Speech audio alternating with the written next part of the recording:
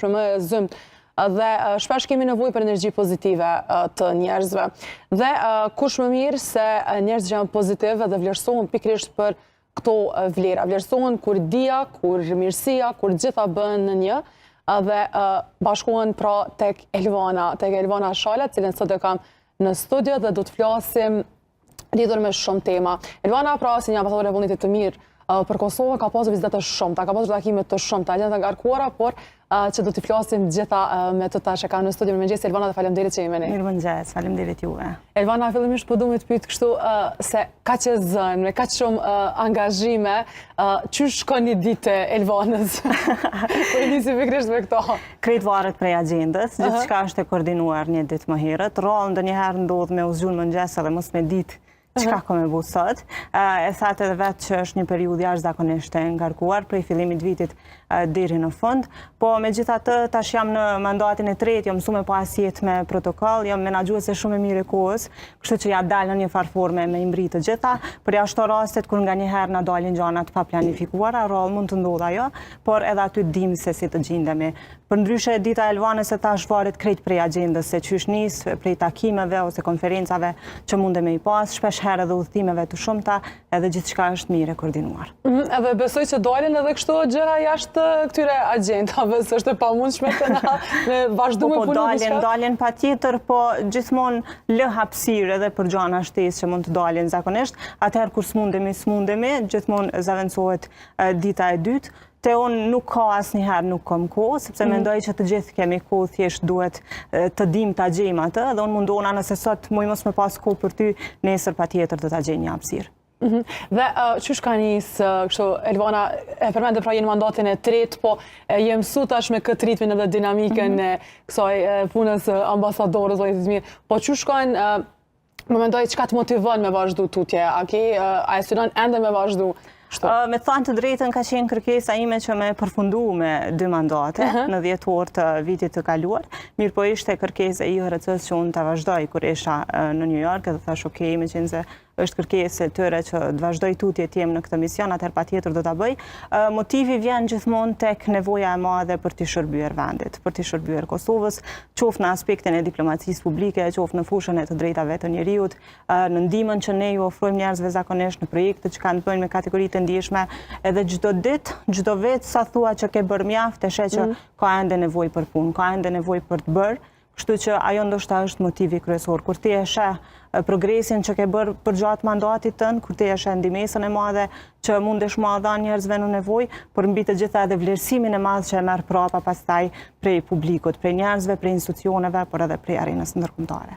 Po nëse flasim për këtë, a ka ndonjë moment apo përvojë personale, po flas këtu kur që ka vendosur, ka motivu tutje dhe të mbetet ende në kujtim, pra që ke thonë që okej, vazhdojnë, vlen me vazhdu ende në këtë punë. Gjithmonë motivi kryesor vjen në fund të vitit, kur vjen edhe projekti i caktuar për kategoritë e ndjeshme të shoqërisë, edhe kur e shef fytyrën e lumtur të një personi që është pjesa e atij projekti, sado që lodhesh, sado që është shumë e vështirë, sepse është e vështirë të merresh me kategoritë e ndjeshme, kuptohet. Kjo të ndikon edhe emocionalisht në jetën tënde pastaj, po kur e sheh fundin, kur e sheh lumturinë atyre njerëzve që ti i ke bërë pjesë të projektit, thua pastaj okej, do ta vazhdoj prapë se po ja vlej, ka duhet ende t'ju ndihmoj, duhet ende t'i bëj të ndihen të integruar në shoqëri. Kështu që motivi kryesor vjen në fund prej rezultatit pozitiv që e merr. A është e vështirë Elvana, pra është një farë lloj sfide në vetë apo jo? Është shumë e vështirë, pa diskutim është shumë e vështirë, me punu me kategoritë ndjeshme është e vështirë në 2 anë, në 2 medalje. Sa është e vështirë ndoshta të realizosh projekt për ta, sepse janë kategori specifike, aq është e vështirë edhe ta përballosh në një farë forme emocionalisht sepse ndikohesh. Nuk mund të mos ndikohesh prej një historie të vështirë të një viktime të dhunës seksuale gjatë luftës, ta them. Nuk mund të mos ndikohesh prej sfidave që mund t'i ketë një person me nevojë të veçanta apo kategorive të ndjeshme. Megjithatë, kjo varet pak edhe prej karakterit tënd, karakterit personal të njeriu. Dhe si tip, unë jam tip shumë i ndjeshëm natyrisht, po në të njëjtën kohë jam edhe shumë e fortë për t'i përballuar këto. Kështu që kur e bëj këtë lloj miksi, pastaj duket sikur rezultati është pozitiv në fund.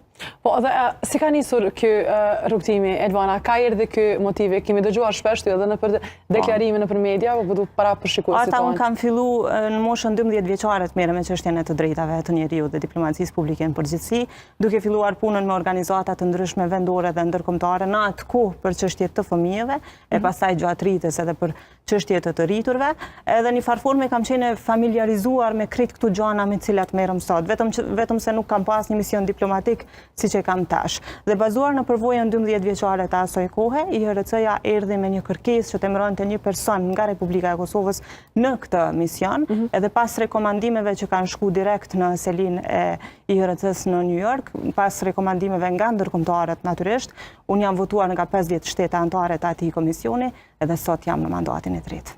Po, edhe Elvana, kush ka qenë frymëzimi që ti të vazhdosh tutje me këtë, sepse qojmë që je goxha e përkushtuar dhe ju vetëm këto. E vërtet. Frymëzimi kryesor ka qenë familja, e mbaj mend që krejt në fillimet e mia babi edhe nana kanë qenë ata udhëzuese që unë të filloj të punoj me organizata vendore dhe ndërkombëtare. Si fëmijë, madje babi ka qenë ai që më ka regjistruar në organizatën e parë, ani pse ndoshta unë isha pak skeptike dhe thoja jo se s'po m'pëlqen andej këndej. Babi thoshte po se ti doja dalësh, duhet merresh me këtë çështje, kështu që familja gjithmonë ka qenë ajo shtytja kryesore që unë vazhdoj të merrem me këtë punë dhe natyrisht mbështetja më e madhe në karrierë, por edhe në jetë. Dhe tretë janë projektet më të rëndësishme, Elvana, që i keni realizuar gjatë karrierës tuaj. Jam e sigurt që ka të shumë. Secili e ka pas rëndësinë e vet, asnjëri s'më me dallu prej tjetrit, sepse ju e dini që çdo vit unë sjell nga një projekt të ri të pa bërë më herët në Kosovë, që do të thotë se nuk janë përsëritur asnjëherë. Dhe secili e ka pas atë veçantinë e vet, unë kom punu për viktimat e dhunës seksuale gjatë luftës në Kosovë, ishte fushata një fije dritë që bëri buj shumë të madhe në atë kohë, pastaj ishte e bukura fillon me ne, sfilata e personave me nevoja të veçanta që ishte po ashtu për herë të parë në Kosovë, ishte pritja diplomatike bashkë për të drejtat tona, kongresi botror për persona me nevoja të veçanta në vitin 2022 që ishte edhe viti i tyre, historia ime motiv për ty, cikli e emisioneve televizive, shumë projekte të tjera, Hynesha e shtetit ku kam dekoruar 33 gratë të cilat kanë dhënë kontribut vazhdueshëm në çështjen e të drejtave të njeriut dhe secili kur e kujtoj dhe kthehem në retrospektiv ka pas emocionin e vet dhe impaktin e vet në shoqëri. Po, dhe si është pritur përfaqësimi i Kosovës, Elvana, në organizata ndërkombëtare ku ti ke marrë pjesë? Jashtëzakonisht pritet mirë, ju e dini që unë e kam të drejtën ekskluzive të përfaqësimit Kosovës edhe në vendet që nuk e kanë njohur shtetësinë e Kosovës, ose në organizatat në të cilat ne nuk jemi pjesë anëtare. Gjithmonë është pritje jashtëzakonisht mirë, me një interes shumë të madh si prej publikut arenës ndërkombëtare, por edhe si prej institucioneve të Kosovës këtu. Kjo është një sfidë në vete, sepse në momentin që ti merr mbisu për përfaqësimin e gati 2 milion kosovarëve dhe një shteti të ri që ende ka nevojë të njihet ndërkombëtarisht, nuk je më individ, nuk je më Elvana, shkon në emër të Republikës dhe si e tillë paraqitesh atje, natyrisht që është sfiduese, sidomos kur ke brenda sallës edhe përfaqësues të shteteve që mund të njihen si shtete armike të Republikës sonë, aty fillon sfida e vërtet, aty fillon lufta e vërtet diplomatike. Mirë po unë jam e lumtur që gjithmonë kam qenë një farloj triumfuese në këtë pjesë, pavarësisht ndoshta që mund të kemi hasur në pengesa ose vështirësi të ndryshme, dhe sot jam shumë e lumtur që kom shkel pothuajse në çdo cep të botës edhe atje ku fare nuk ka pas njohuri se ekziston Republika e Kosovës për ta quar zërin e saj. Ja, që jam e sigurt që nuk kanë qenë të pakta këto vendet, sidomos kur bëhet për organizata ndërkombëtare, kur pyesin ku ka Kosova apo jo. Kom pas raste të shumta Arta, në fakt që më kanë pyetur se ku ndodhet Kosova, pjesë e cilit rajon është ose pjesë e cilit shtet, nuk e kishin as haberin që ne tashmë jemi vend i pavarur. Dhe në këtë pikë ti e ke atë guximin edhe vullnetin më të madh me tregu që Kosova tashmë është një realitet dhe një realitet pozitiv ndërkombëtar, është një shtet i pavarur, nuk ekziston më lufta, jetojmë në paqe dhe është vend i sigurt për të vizituar. Këtu sfida i kom pas edhe gjatë kohës kur i kom sjell 33 delegacione botërore në Kosovë në kuadër të Kongresit botror, sepse ka pasur pyetje të shumta, ambasadora është vend i sigurt, a mund të vim, kemi informacione të ndryshme etj etj, dhe është dashur me përdor një gjuhë shumë pozitive diplomatike me u tregu që mirë se veni në Kosovë sepse Kosova është jashtëzakonisht e sigurt edhe vend paqësor për të jetuar, edhe jam e lumtur që kur janë larguar nga Kosova ato 33 delegacione janë larguar me përshtypjet më të mira. A është vështirë Elvana me qenë prezantuese apo përfaqësuese e një shteti kur është i vogël dhe e njohin shumë pak? Është përgjegjësi e lartë, nuk është vështirë. S'kisha me thënë që është vështirë, po është përgjegjësi e lartë. Pse e them që nuk është vështirë? Për faktin se Kosova ka një histori shumë të lartë kulturore dhe kemi qka me prezentu në fakt. Nuk nis historia e Kosovës me përfundimin e luftës dhe me shpalljen e pavarësisë Kosovës. Ne jemi shumë se kaq. Dhe në momentin që ti ke informacionet mjaftueshme për të dhënë për suksesin e Kosovës dhe progresin e saj, nuk është e vështirë. Megjithatë, a është përgjegjësi e lartë, është përgjegjësi shumë e madhe. Nëse flasim për sfidat, se përmendë që të vjen me has në sfidat të ndryshme, cilat janë sfidat më të shpeshta që përballesh si ambasadore e vullnetit mirë? Atëherë kur Serbia është pjesë e një delegacioni ku unë marr pjesë, ato janë sfidat më të mëdha, sepse ata vazhdojnë të jenë kundërshtarët më të mëdhenj, ani pse ne aty jemi për diplomaci publike dhe për të drejtat njerëzit, ku në fakt fare s'do duhet përzjej politika në këtë pjesë. Megjithatë, shpeshherë delegacionet e tyre janë të infektuar me situatën e së kaluarës, edhe detyrimisht duan që Kosovën ta qesin keq. Detyrimisht duan që Kosovën ta qesin si një shtet armik, ndoshta të komplet arenës ndërkombëtare, po e mira e kësaj është që është e kundërta. Dhe tani edhe shumë shtete ndoshta që fare s'kan pasur njohuri për ne, e din që është e kundërta në raport me atë se çka është thënë në të kaluarën ose çka mund të thuhet në një konferencë të veçantë. Kom pasur rastin gjatë kohës së pandemisë kur gjithçka u rikthye në formë virtuale, ishim me një konferencë ndërkombëtare ku merrte pjesë edhe Serbia dhe Rusia në të njëjtën kohë, dhe në momentin që unë nisa fjalimin për Kosovën dhe fillova të flas rreth luftës që ka ndodhur në Kosovë, rreth pozicionit të UÇK-s dhe gjithçka që UÇK-ja ka bërë për lirinë e Kosovës, në shajm proteste të dyja shtetet e lëshuan konferencën. Dhe pastaj Duart Rokitjet shkuan për Kosovën për mua në këtë rast. Edhe këtu ka qenë një rast që sa më ka bërë ndoshta të ndihem keq pse ne ende vazhdojmë të ngjesim në atë mentalitet, aq më ka bërë të lumtur për faktin se dola triumfuese, sepse ishin ata që lëshuan konferencën dhe jo unë, edhe pikët negative pastaj prej organizatorëve shkuan për ata, jo për Kosovën. Po, edhe nëse ndalemi tek kjo, Elvana, sa është e vështirë me përfaqësu vlera humanitare kur flasim një botë që po ndikohet vetëm nga interesat politike, interesat ekonomike? Dëgjoa, populli i Kosovës gjithmonë është specifiku për vlera humanitare dhe si të tillë mendoj që unë nuk e kam vështirë të flas për të.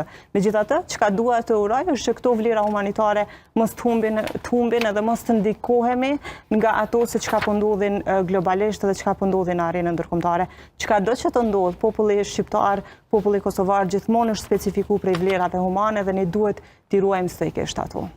Dhe se arrin Elvana me kombinu, po them kështu, këtë aktivizmin, por edhe diplomacin. Aktivizmin teren edhe diplomacin, si arrin me i kombinu? Vetë misioni i ambasadores së vullnetit mirë ka këtë mision të veçantë. Kështu që normal që kombinimi është pak më i lehtë, po them është e lehtë për shkak edhe të përvojësime, se kur fillon prej fëmijë me u marr me këto gjana, saktë din se si ka qenë situata në atë kohë para 25 vitesh dhe saktë din se si është sot dhe si ka qenë progresi për të arritur deri këtu. Megjithatë ka qenë kërkesa ime strikte kur jam emëruar që mos më qenë vetëm zë i Kosovës jashtë, mos më qenë një ambasadore që thjesht vetëm udhton edhe përfaqëson vendin, kom dashur me nda pikërisht misionin në dy kategori ose në dy pjesë, në pjesën e parë të vitit në udhëtim edhe në pjesën e dytë me sjelljen e një projekti që mund t'ia ndryshojë jetën dikujt këtu në Kosovë. Kështu që kjo ka qenë kërkesa ime që ta bëj kombinimin mes diplomacisë dhe të drejtave të njerëzit. Po, nëse flasim drejtat e njerëzit, Elvana, shpesh shohim që të rinjtë dhe gratë janë një pjesë më e ndjeshme e shoqërisë që akuzohen, linçohen nga shumë aktorë ndryshëm, pra janë më ndjeshme nëse flasim për këtë. Dhe si është ti, si qëndrojnë sot me respektimin e të drejtave të njerëzit, po flasim konkretisht për të rinjtë dhe të gratë? Ka progres edhe këtu arta, nuk është si ka qenë përpara. Dëshmitar të faktit jemi që sot në Kosovë ka shumë gra që janë në procese vendimarrëse, janë udhëheqëse të ministrive të ndryshme, kemi presidentën grua që mendoj se flet mjaftueshëm për një progres që Kosova ka bërë sa i përket pozicionit të grave, jo vetëm në vendimarrje, por në përgjithësi në respektim të drejtave të njerëzit. Megjithatë, nëse shtrohet pyetja a duhet bëjmë më shumë, patjetër që duhet bëjmë më shumë. Unë mendoj që asnjëherë nuk duhet jemi të vetkënaqur me atë se çka kemi arritur si Kosovë, sepse vazhdojmë të mbesim një vend i ri dhe vazhdojmë të mbesim një vend që ka shumë nevojë për progres në sfera të ndryshme. E njëjta gjë ndodh edhe me rinin, megjithatë, edhe këtu rinia duhet të ketë pak më shumë qasje në aspektin e të drejtave të njerëzit, duhet ketë më shumë vetëdijsim për të drejtat e tyre dhe asesi të mos ndikohet nga situata politike aktuale ose nga ajo se çka po ndodh në arenën globale. Dhe si mund të bëhet një gjë e tillë, Elvana, si mund të arrijnë tek të rinjt, pra që të kenë më shumë të rrisin vetdijen realisht tek ta për të drejtat e njerëzit? duhet punojmë bashkarisht më shumë, duhet jemi më të unifikuar, mos të ndohemi në bazë të përkatësive politike apo etnike. Fatkeqësisht jam pak e zhgënjur me aspektin politik që shumë është politizuar gjithçka në Kosovë dhe po ka ndikime të jashtëzakonshme sa i përket kush është me këtë parti ose kush është me atë parti. Unë mendoj që të rinjët edhe sidomos kur bëhet fjalë për fushën e të drejtave të njeriut, të gjithë duhet jemi unik, të gjithë duhet jemi të bashkuar, edhe mos t'i shohim këto ndasit. Duke pas një histori të vështirë, do të thoja, si popull edhe si shtet, mendoj që ndasit më së paku na duhen neve. Dhe më së shumti na duhet unifikimi, ne kemi kaluar një luftë të tmerrshme, kemi humbur me qindra mijëra jetë për të jetuar lirinë që jetojmë sot, edhe mendoj që nuk është koha të bëjmë ndasi të tilla dhe të krijojmë urrëtie në bazë të përkatësive etnike apo politike. Kjo mendoj që detyrimisht duhet të ndalohet në Kosovë.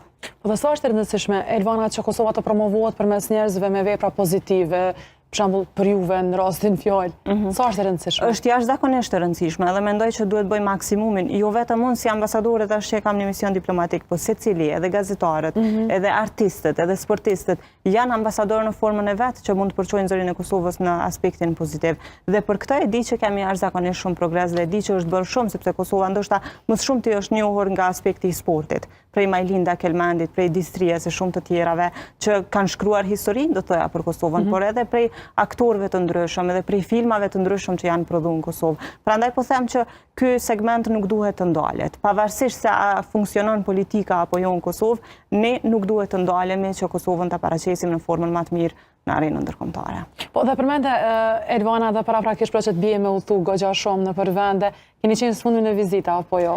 Po kam qenë në Malajzi është udhëtimi i fundit, isha përfaqësuese e Kosovës në konferencën globale të diplomatëve të ri, ku ishin rreth 50 shtete të ndryshme të botës me diplomatë të ndryshëm që vinin qoftë nga ministritë e punëve të jashtme të vendeve përkatëse apo që kishin misione të veçanta diplomatike si puna ime, edhe kur kemi diskutuar për progresin që duhet bëjnë të rinjët sa i përket fushës së diplomacisë me tekst të veçantë diplomacisë publike. Ju e dini edhe po besoj e keni parë edhe prej mediave që fjalimi është mbajtur me një veshje me motive tradicionale. Kjo për faktin se unë kujdesem shumë që edhe qaj kudo që shkoj në përbot edhe një copë të vogël të kulturës së Kosovës. Dhe shpesher kam zgjedhur që ndoshta fjalimin ta kombinoj edhe me veshje në mënyrë që traditat e Kosovës të njihen sa më shumë ndërkombëtarisht. Edhe më vjen shumë mirë që është pritje jashtëzakonisht mirë, ka marrë një vëmendje shumë të madhe për te fjalimit, ishte veshja që mori vëmendje edhe nuk e di nëse ndonjëherë kam bërë foto më shumë se sa në atë konferencë, ani pse mbahej në një pjesë aziatike shumë të largët, ku deri vonë Kosova nuk ka qenë fare e njohur. Unë Malajzi për herë të parë kom përfaqësu Kosovën vitin 2020, pak para pandemisë, ku fare s'kemi pasur marrëdhënie diplomatike me ta, e as nuk ekzistonte ambasada e Kosovës atje. Tani kur shkova 5 vite prapa, ishte emocion i veçantë me gjetë shtëpinë e Kosovës në atë anë të botës. Do të thënë Kuala Lumpur është ambasada e Kosovës që nuk ka shumë kohë që është hap atje, dikon vetëm 6 muaj, edhe e shihja një progres shumë të veçantë për 5 vite diferencë. Edhe ishte jashtëzakonisht e rëndësishme që dëgjoje të flisnin shqip në atë pjesë të botës, sepse shumë e largët dhe natyrisht ishim totalisht pa njohur për atë pjesë. E përmendte këtë rastin e Malajzis, po besoj të ka edhe shumë vende tjera. Cila ka qenë ashta eksperienca më interesante ose më e veçantë që të ka mbetë në mendje të udhëtimit? Nepali, në vitin 2021, me Nepali nuk kemi fare marrëdhënie diplomatike, nuk e njeh shtetin e Kosovës, por zëvendës presidenti i Nepalit edhe Parlamenti Global rinor atje kanë vendosur që të më ofrojnë çmimin, fakt më emrojnë me çmimin Global Youth Leadership Award në atë kohë. Edhe ishte normalisht një emocion që ngelet ende i tillë, sepse është një shtet që pavarësisht që nuk ta njeh pavarësinë e Kosovës, nuk ta njeh shtecinë, ka vendosur ta njeh punën e një ambasadore të vullnetit mirë që vjen pikërisht nga ky vend. Edhe ai ishte emocioni më i veçantë të thoja gjatë gjithë mandatit, që të pranoja pikërisht atë çmim të rëndësishëm për atë pjesë të botës nga zëvendës presidenti i Nepalit. Ne vazhdojmë të mos kemi marrëdhënie diplomatike me ta, megjithatë unë kam bërë të pamundurën që të hap rrugë të rëndësishme, cila do t'i ndjek pastaj Ministria e Jashtme. Po edhe me qenë se jemi këtu ende, po du me po edhe për shikuesit tonë fatën që shdo ke Elvana, nëse mund të regjia me asistu për këtë. Edhe e shohim pas pak që shdo veshja e Elvanës. Në Malajzi. Në Malajzi. Po kjo është. Këtu du me falenderu shumë Diba Selinën, e cila është kujdes për këtë veshje, ka qenë një fustan i kombinuar mes modernës edhe tradicionales. Edhe ka dhëtë pas ka ndajt bukur. Faleminderit shumë. Pas ka ndajt bukur, një përvajtësim dinjitoz besoj që... Është e rëndësishme në diplomaci, nuk është e rëndësishme vetëm fjalimi dhe ajo që ka thua, por edhe mënyra se si dukesh, si sillesh, sa je afërt me njerëzit, sa je qasshme me njerëzit, edhe ndoshta këtu më ka ndihmu fakti se unë vetë si person jam e tillë, do me thënë qasshmëria, bucia, buron prej shpirtit, nuk është diçka që e bëj falso. Edhe këtu kjo formë, ky lloj personaliteti vlerësohet jashtëzakonisht shumë në arenën ndërkombëtare. Ka shumë rëndësi qasja dhe mënyra se si dim të afrohemi me njerëz për të krijuar pastaj kontakte të reja, por edhe bashkëpunime të shumta. Po, dhe nëse flasim, Elvana e përmendet ti pra që ke marrë çmime të shumta. Dhe si ndihesh realisht kur merr çmime pikërisht për këtë aktivizmin tënd si një gruas, një grua nga Kosova, pra? Është vlerësim i lartë, është vlerësim, është motiv, edhe sheh që ndoshta gjithë sakrifica që e ke bërë për 11 vite, se tashmë i ka mbush 11 vite në këtë mision, në këtë mandat, nuk të ka shku hiç në një farë forme. Është vlerësu dhe nuk është vlerësu vetëm prej arenës ndërkombëtare, por edhe prej shtetit Kosovës, sepse kam çmime natyrisht edhe vendore, mirë po kur merr çmime ndërkombëtare që janë më të rralla dhe ndoshta më të vështira për të marrë, sepse selektimet ndaj shteteve janë shumë strikte, aty t'jep me kuptu që vërtet ke bërë një punë të mirë. Po, pra po them, çmimet nuk janë vetëm personalet mia, çmimet janë të Kosovës. Dhe natyrisht që të gjitha ja dedikoj Kosovës. Se me qenë se kam shku si përfaqësuese e vendit atje, natyrisht që edhe ato çmime i dedikohen pikërisht Republikës, se sidomos popullit saj, mediave, gjithë njerëzve që e kanë mbështet punën time në një rrugtim kaq të gjatë. Po, dhe pikërisht nëse mbesim te kjo, Elvana, e përmendë pra Nepali rastin në fjalë, rasti që përmendet pra edhe jo, sa është e rëndësishme realisht kur për Kosovën po flas si vend, kur përfaqësues si ju, pra përfaqësojnë në vendet që janë që edhe nuk e njohin fare diplomatikisht po flas Kosovën. Është e rëndësishme sepse dikush duhet hap një derë në atë pjesë të botës, ose në një organizatë që është OKB-ja për shembull, që ende nuk kemi asnjë lloj statusi me ta. Unë shumë herë ko majt fjalime brenda selisë OKB-s dhe konferencave të OKB-s në New York. Madje një rast shumë i veçantë dhe emocionues ka qenë vitin 2019, kur unë mora pjesë në Nexus Global Summit, që ishte samiti më i madh i filantropisë. Në sallë ishin rreth 900 të pranishëm nga vende ndryshme të botës, përfshirë edhe zyrtarë të lartë të OKB-s, dhe unë vendosa që fjalimin e Kosovës ta mbaj me flamurin e Kosovës prapa, brenda për brenda institucionit të OKB-s që është totalisht e ndaluar. Dhe tash imagjinojeni kur ti arrin me i bind që unë nuk dal, sepse është pjesë e protokollit dhe nuk dal të mbaj fjalimin nëse flamuri i Kosovës nuk valon prapa meje. Imagjinoje çfarë emocioni ka qenë. Madje në fund të fjalimit pata vendosur që t'u adhuroj zyrtarëve të lartë të OKB-s edhe ato qaforët që punohen nga viktimat e dhunës seksuale gjatë luftës në Kosovë, sepse tema ishte Kosova nga historia drejt e dhimbjes, drejt suksesit, edhe e bëra një farloj miksi edhe të dhimbjes së Kosovës edhe të suksesit. Dhe Elvana, sfrejmi këto në të tripitit e fundi, duat pës për rolin e gruas në shoqërinë e sotme. Si e sheh? Gjithmonë ka qenë roli gruas i veçantë dhe vazhdon të mbetet i tillë. Unë them gjithmonë që ndoshta ato revolucionet më të mëdha të popullit të Kosovës edhe gjatë kohës së okupimit, por edhe pas saj, kanë ardhur pikërisht nga gratë e Kosovës. Jemi dëshmitar të faktit se sa shumë kontribut kanë dhënë, si për shembull Igor Rugova, Edita Tahiri dhe shumë të tjera, mos hime i përmend me emra që me haru dikënd, për me pas revolucione dhe respektim të drejtave të njeriut në Kosovë. Edhe prandaj po them, është roli i gruas në Kosovë është jetik për çuar proceset përpara. Nuk di pse gjithmonë mendoj që kur ne jemi në pozita të rëndësishme vendimarrëse ose udhëheqëse, kemi një lloj empatie shumë të madhe se sa pjesa mashkullore ndoshta për t'i bërë disa progrese të veçanta, edhe konsideroj që jemi shumë më të guximshme se sa pjesa mashkullore. Unë gjithmonë kam pas dëshirë me pas një farloj miksimi edhe përshtatje mes anës njerëzore dhe anës politike ose diplomatike. Nuk më pëlqen me qenë person i ftohtë vetëm pse je në një pozitë vendimarrëse dhe të marrësh vendime totalisht të ftohta ndoshta që ty munden me të shërby vetëm në aspektin diplomatik ose politik. Ana mashkullore e bën këtë gjë më shumë. E kam vrejtë edhe nga takimet e ndryshme që i kemi pas, ndërkohë që ana femërore është pak më e ndjeshme, bën një farloj miksimi mes kësaj dhe prandaj po them që është sa më mirë që sa më shumë të kemi femra në pozita vendimarrëse sepse empatia është tjetër. Po, dhe nëse besim tek kjo, po përmend meshkujt dhe këtë diplomacinë, e di që ju keni të përfunduar edhe shkencat politike, apo jo, që është Elvana situatën aktuale, se kemi kitë lider të kemi meshkujt. Situatën politike? Po, politike. Jam pak e zhgënjur, dona me të thënë kështu shumë sinqerisht, sepse ka kalu totalisht në inate personale. Edhe mendoj që inatet personale mes liderëve politik aktual, mes partive politike, janë duke shkuar në dëm të shtetit Kosovës edhe në arenë ndërkombëtare, por mbi të gjitha edhe në dëm të popullit të saj.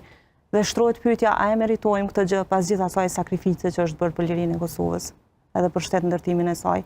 A e meritojmë të jemi në këtë proces në cilin jemi aktualisht, në këtë stagnim total të institucioneve të Kosovës? Unë mendoj që jo. Dhe mendoj që secilit që është në ato pozita vendimarrëse, qoftë opozitë se për mu janë njëjtë dhe janë bashkë fajtorë në këtë proces, duhet i vi turp. Definitivisht, sepse duhet mendojmë pak për gjakun që është derdhë, duhet mendojmë pak për heronjtë që kanë rënë për këtë liri edhe tash të ulemi në një koltokë edhe të mendojmë veç për interesat personale, është edhe mshme. Po, edhe për fund, Elvana, një këshill dua prej teje për vajzat që ndoshta edhe synojnë, dëshirojnë me arrit diçka si një femër angazhuar edhe pa hek dorë nga misioni i saj. S'bën me u dorëzu. Do shta këshilla më e mirë do të ishte të mos dorëzohemi, jo që unë s'kam pas sfida në këtë rrugtim 11 vjeçar.